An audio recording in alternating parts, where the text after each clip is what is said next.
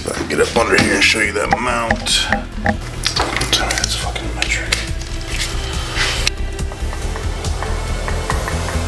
That is too long.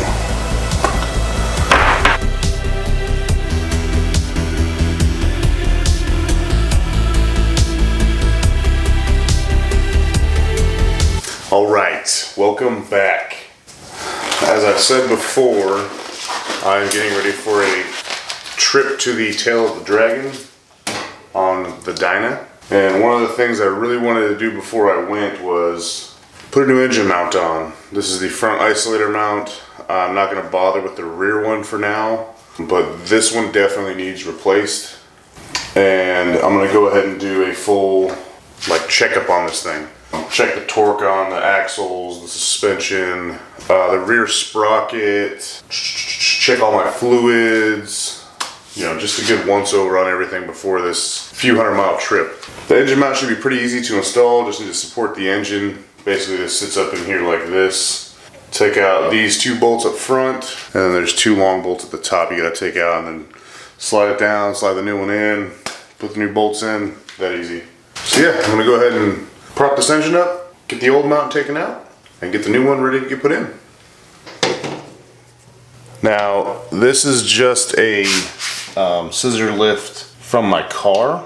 Now, you don't want to lift the bike up, you just want to support the engine so when you take the mount out, it doesn't fall or otherwise move at all. So I should just need to that right there. So it's just supporting the engine. That's really all you need. Okay, so here's the mount. I got my flashlight on it. These are the front two bolts, and then there's the two up top right here, that one and the one behind it. Okay, yeah, so these bolts are both 9/16, the nut and the bolt, and the front bolts there, the Allen head, are 5/16. Yeah, these things are just caked in grime, so that's one of the big issues with these engine mounts is the oil tears down that rubber and makes this thing just wear down really fast. And of course, this being a 16-year-old bike now, I'm sure that mount needs to be done because I bought this bike with 8,000 miles on it and I have never done it. So I know it has never been done. This should be a huge improvement with the new one. So I'm gonna put this camera back down, go over how to do this.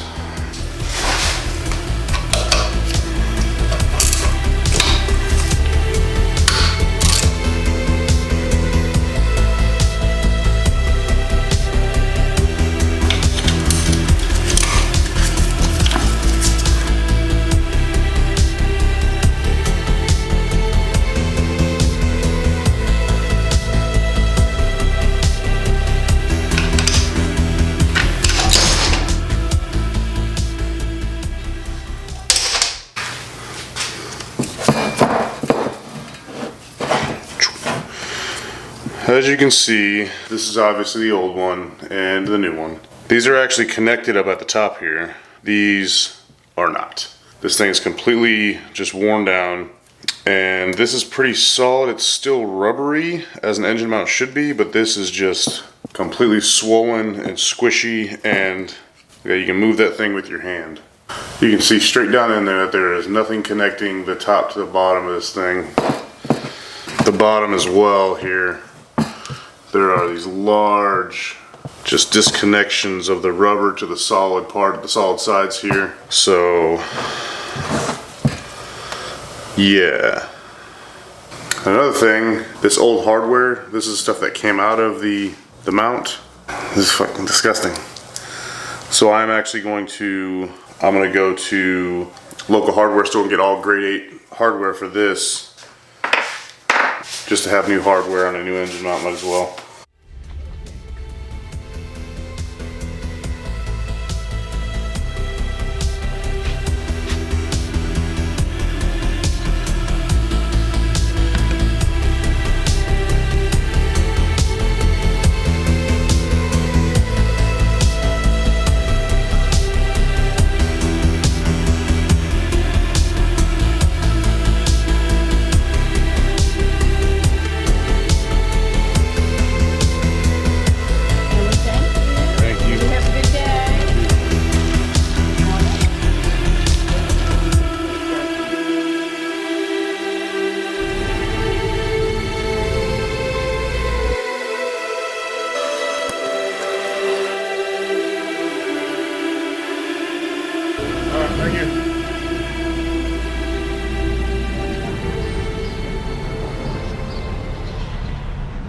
Okay, as you can see, I just got back from the hardware store. Bought some new bolts.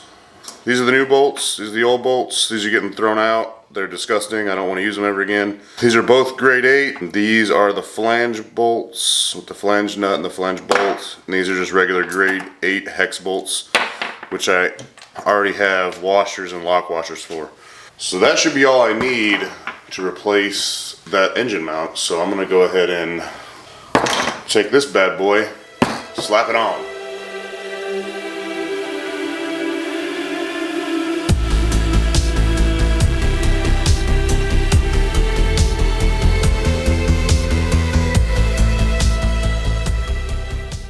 These bolts get torqued to 21 to 27 foot-pounds. So I'm gonna go ahead and do that.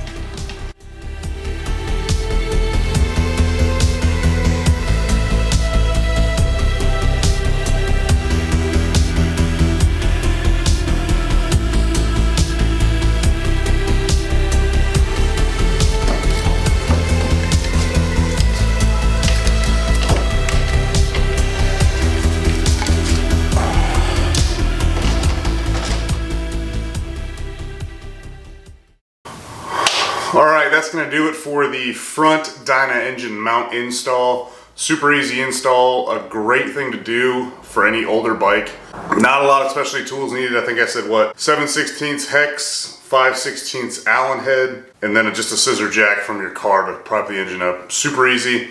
I did use blue Loctite on the bolts, especially because I was jumping right into a road trip here. So I didn't want them to come loose. Not a good thing to have happen on the road. So this was part 1 of the road trip prep for the Tail of the Dragon ride, North Carolina, Tennessee. The next video will probably be the last prep video, and it's gonna be real short. It's gonna be going over torque specs for the rear sprocket, the shocks, sissy bar install, front axle, rear axle, torque.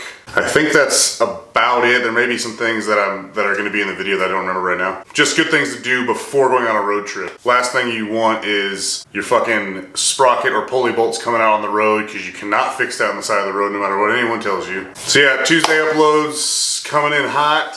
They're going to be some shorter videos just to kind of keep the content flowing. But yeah, as always, thanks for watching. Thanks for coming by. There's some good riding footage coming up, including a full, unedited, full-length version of the Dragon. That was something I really wanted to do when I rode the Dragon. Obviously, I'm filming this after the road trip. I really wanted to get a full, from beginning in North Carolina to end at whatever dam that is at the end there. Full length of the Dragon to see how exactly it is. For anyone that wants to ride it but isn't sure about it, you can actually see the full thing. So yeah. Thursday coming up, 2 days, gonna be going over the torque specs like I just said, and then next Tuesday is gonna be the start of the journey to the Dragon, and probably a little bit of the Dragon, because I actually didn't film much because it was fucking raining the trip there. Got some good footage of the Dragon, so stoked to put that on. So yeah, as always, thanks for watching, commenting, liking, subscribing, sharing, all that. One of my videos just broke 1,000 views, which is fucking awesome. Thanks for that. So see you guys in a couple days on Thursday. All right, I'm out. See you guys.